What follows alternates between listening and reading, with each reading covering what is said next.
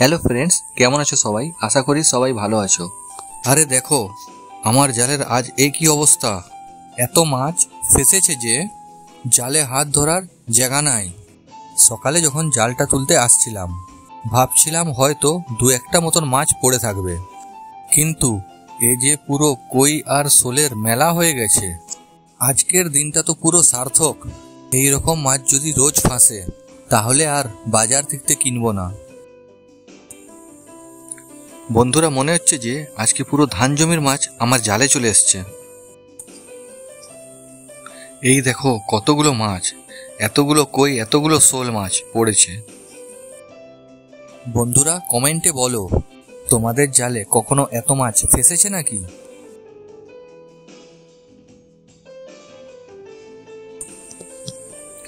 বন্ধুরা, আজকের মতন এতটাই। ফের দেখা হবে নেক্সট ভিডিওতে। টাটা।